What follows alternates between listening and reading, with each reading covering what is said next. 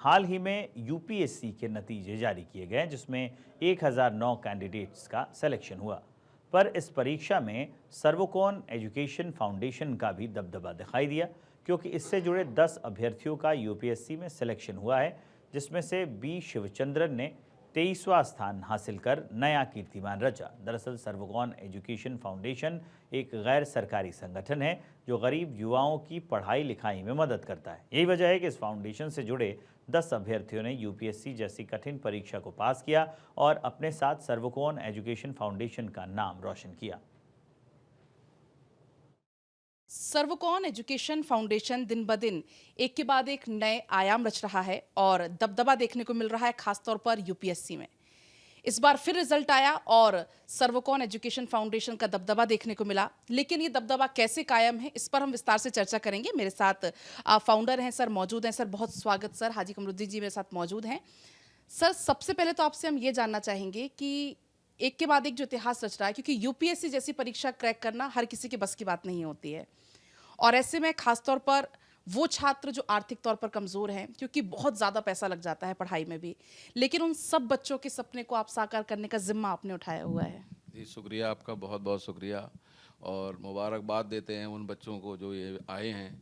और बहुत ही अच्छा लगता है कि जब ये बच्चे आते हैं और उसके बाद में, क्योंकि जितने भी बच्चे हम लोग कर रहे हैं वो सारे के सारे बच्चे मतलब ये कहेंगे फाइनेंशियल काफ़ी वीक बच्चे हैं, और उनके पास इतनी हिम्मत नहीं है या इतने पैसे नहीं है कि यहाँ पे दिल्ली जैसी जगह में आके यहाँ रहना, खाना, पढ़ाई करना तो बहुत मुश्किल है। तो उसी में से हम एक टैलेंट ढूंढते हैं कि जो बहुत होशियार बच्चे हैं वो यहाँ पे इंटरव्यू करते हैं, उनका फिर हम टेस्ट लेते हैं, उसके बाद उनका फाइनली सिलेक्शन करते हैं। आने वाले समय में अगर हम बात करें भविष्य की, तो आपका क्या विज़न है? नहीं देखो, भविष्य की अगर हम बात करते हैं कि जो बच्चे क्वालिफाई कर जा रहे हैं तो वो तो बहुत अच्छी बात है, क्योंकि आज इस बार भी हमारे 2 आईएएस आए हैं। तो जो बच्चे आईएएस आएंगे तो नेचुरली जब उनकी अभी शादी होगी तो वो भी आईएएस, आईपीएस, कोई ना कोई इसी रैंक से आएंगे।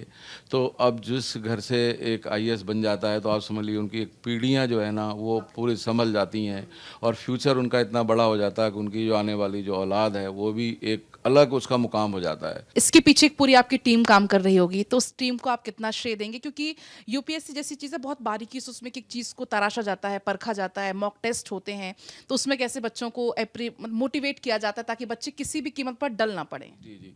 अब हमारे साथ में जैसे सफाप साहब जुड़े हुए हैं, वो पूरा इंस्टीट्यूट को वहाँ देखते हैं।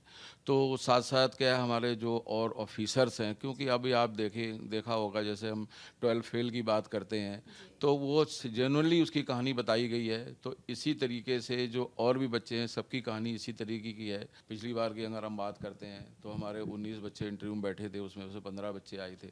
इस बार 17 बच्चों ने इंटरव्यू दिया, हमारे 10 बच्चे आए हैं।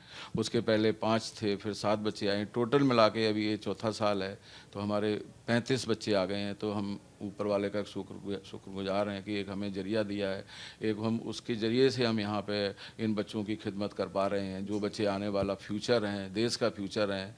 तो ये हमारे लिए बहुत ही खुशी की बात है और एक गर्व की बात है। बिल्कुल सर, हम भी यही कामना करते हैं कि ऐसे ही ऊंचाइयों को छूता रहे ये फाउंडेशन, और ऐसे तमाम जो बच्चे सपने लेकर दिल्ली पहुंचते हैं, ऐसे बच्चे जो बचपन से ही सपना देखते हैं आईएएस अफसर बनने का, तो ऐसे सपनों को साकार करने का जिम्मा हाजी कमरुद्दीन जी ने उठाया है। सर, बहुत बहुत शुक्रिया हमारे साथ बातचीत करने के लिए। शुक्रिया, आपका भी बहुत बहुत शुक्रिया।